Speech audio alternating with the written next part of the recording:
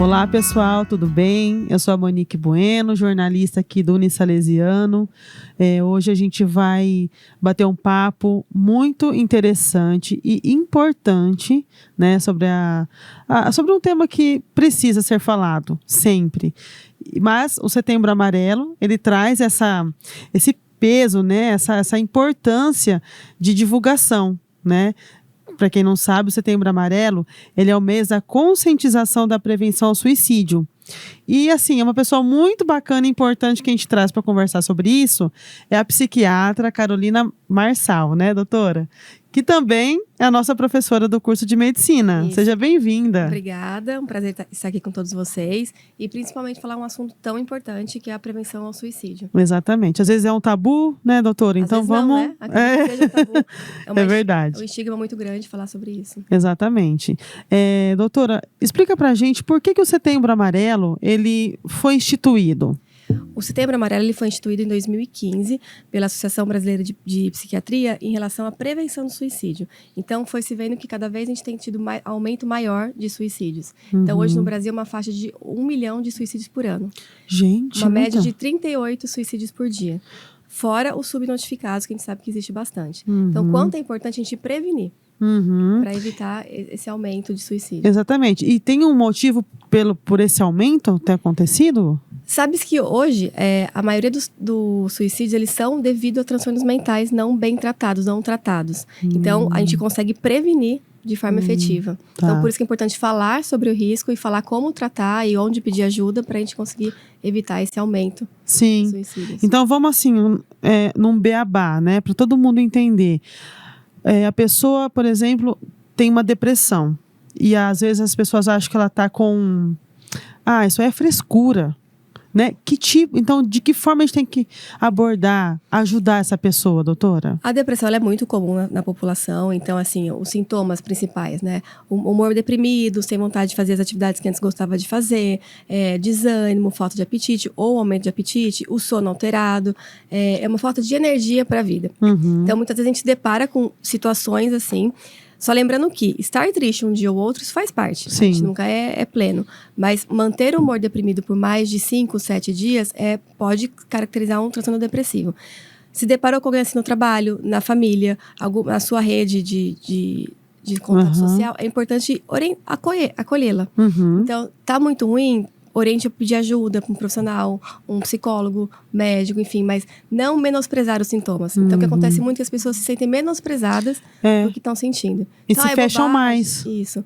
É falta de trabalho, é falta de fé, é falta de um monte de coisa, mas na verdade é um transtorno mental, é uma doença médica. Então, precisa ser tratada como tal. E aí, por exemplo, onde levar essa pessoa? Onde, ajudar ela, né? A procurar? Procurar ajuda, se for uma coisa muito emergencial. Então, a pessoa com pensamentos suicidas, eu quero me matar, eu estou pensando realmente que não vale a pena viver. Procurar um pronto-socorro, né? Falar sobre isso e que vai ser medicado de forma mais aguda. E depois procurar um terapeuta, psicólogo e médico, psiquiatra também. Tá. A nossa rede pública, ela está preparada, Carol, para encaminhar essas pessoas? Hoje, aqui em Araçatuba, que a gente tem no pronto-socorro, a partir do momento que chega pensamento suicida, ideação suicida, fica ali em observação e depois encaminha para o CAPS adulto. Ou para o CAPS infantil, se for tem essa rede. Adolescente, isso. E o tratamento, como que é, depois que ele é inserido nesses locais? O tratamento, geralmente, ele começa com medicação, porque é importante para tratar, porque a gente sabe que é uma alteração química do cérebro que ocasiona esses sintomas. E também junto com todo o tratamento multiprofissional. Psicólogo, terapeuta ocupacional, assistente social, muitas vezes é essencial, porque questões sociais influenciam muito. Porque às vezes uma pessoa está incluída em uma situação, né, que também precisa de ajuda. Com certeza, toda essa rede toda. E tem cura? Tem tratamento. Tem tratamento? Sim. Essa pessoa consegue ficar sair bem dessa e seguir a vida. Assim, que tipo de ação, de prevenção que vocês costumam fazer nesse mês do Setembro Amarelo? Acho que o principal do Setembro Amarelo é falar sobre o assunto. Então, falar que as doenças mentais estão entre a gente, estão cada vez mais prevalentes. A gente viu um aumento grande das doenças mentais após a pandemia. Né? E a gente está vendo com essas consequências. Então, elas estão aí e tem como tratar. Então, Certo. não menosprezar isso, não achar que é bobagem. Uhum. Eu costumo brincar, quando a pessoa quebra o braço, ninguém fala, ai, que isso, é só um braço quebrado, continua trabalhando. Todo mundo vai, leva pronto-socorro, vai fazer o gesso, vai tratar. Correndo. Então, é a mesma coisa com doença mental. Uhum. Né? Então, é grave também. Além da depressão, Carol, tem outras? Tem muitas outras. Então, pensar uma dependência de álcool, dependência de outras substâncias, casos de ansiedades mais graves, esquizofrenia, bipolar. Transtorno bipolar é um transtorno de humor muito grave, que é um dos que tem mais impacto em relação ao suicídio. Certo. Então, não é qualquer coisa. Então, a gente tem que tratar, então, orientar a família. Então, a partir do momento que a pessoa tem um diagnóstico, saber o que ela tem e orientar tanto o paciente quanto a família da importância de manter o acompanhamento regular para que ela se mantenha bem. Então, as pessoas... Hoje em dia, a gente sabe que tem transtornos bipolares, esquizofrênicos trabalhando, assim, tranquilamente. E nesses tratamentos, a pessoa que tem essa, tipo, uma depressão diagnosticada, ela consegue se segurar, assim, os gatilhos que surgem, ela consegue lidar com isso? Se ela tem visto? Se ela estiver em tratamento, principalmente terapêutico, psicológico, consegue sim. Né? Então, assim, a medicação ela é fundamental. Então, voltando para a perna quebrada, a medicação ela entra muito como um gesso, para dar aquele ajuste. Sim. Mas depois, o paciente quebrou a perna, vai precisar de uma fisioterapia. Então, a terapia, justamente para isso. Então, os transtornos psiquiátricos são multifatoriais. Então, é a questão química cerebral, mas também as questões que envolvem o paciente. Então, quanto é importante a terapia para trabalhar tudo isso? É verdade, eu acho que todo mundo deveria fazer terapia na vida, não, né, doutora? Todo mundo deveria, acho que a gente sempre tem um dia ou outro que tem mais dificuldades, questões que é mais difícil para você e pro outro não é tão difícil. Então, saber lidar, a gente entender que a gente tem limites e dificuldades e tá tudo bem. Exatamente, né? Também nada é perfeito nessa vida, né? Nada é 100%. Outra coisa interessante que a gente pode abordar, Carol, depois a pessoa que tentou um suicídio, ela sobreviveu.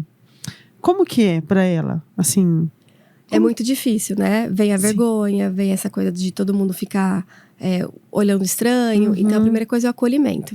Né? Então, acolher, né? Então, chamar essa família, ou assim, não tenho família, mas tenho sempre uma rede de apoio. Tá. Então, muitas vezes um vizinho, alguém da igreja, sempre tem pessoas próximas. Ligadas. Então, chamar essas pessoas que podem dar esse suporte e a gente cuidar. Então, fazer como uma internação domiciliar. Essa pessoa tem que ficar o tempo todo com alguém, vigiada, até ela a medicação começar a fazer efeito, ela começa a se sentir bem e as coisas caminham bem.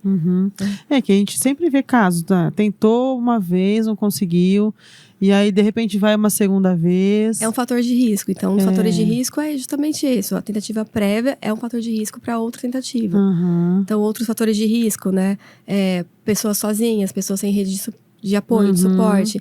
Transtorno mental é o principal fator de risco. Carol, e as crianças também, elas estão nesse público-alvo de depressão, de transtorno? Eles têm também transtorno, mas acho que o público-alvo de depressão e tentativa de suicídio é a adolescência. A adolescência. Então, as faixas etárias de maior risco é a adolescência e o idoso.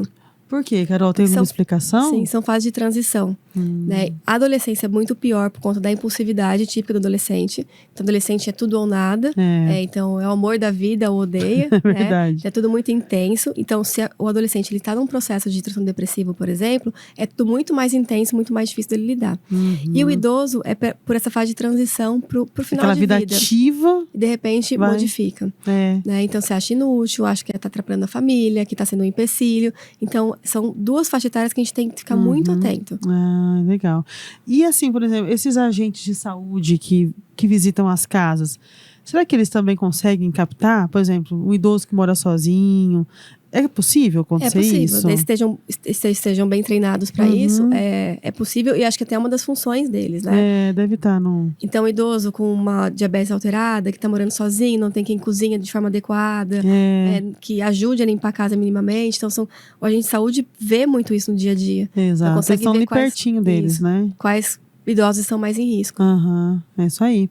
E também a gente estava discutindo antes de começar, né, Carol, nosso bate-papo, em relação à mídia, né? Que muitas vezes a pessoa fala, nossa, mas não vai falar como que aconteceu, quem é a pessoa. Então tem que ter todo um cuidado, né? Explica pra gente mais ou menos isso. A gente tem, na Associação Brasileira de Psiquiatria, tem uma cartilha que fala como a mídia deve abordar a questão do suicídio. E eu não sou contra a abordagem. Acho que é importante falar, mas falar de forma adequada. Então, o que acontece muito é que as pessoas querem uma causa para aquilo. Então, ele se matou porque ele perdeu o emprego, ele se matou porque ele terminou o casamento. Exato. Mas, tá com dívida. Isso. Então, assim, nunca é uma causa. É sempre multifatorial. Lembrando que o maior fator de risco é o transtorno mental.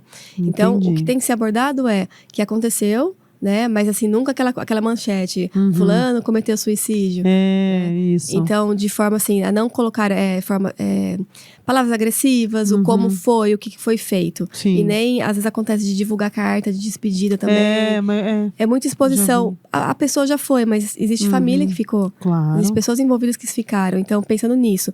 E, além disso, pensar em pessoas que estão pensando em suicídio, acabam ficando mais potentes, porque viram aquilo como aconteceu. Então, essa pessoa conseguiu se matar de tal maneira, então eu vou tentar de tal maneira.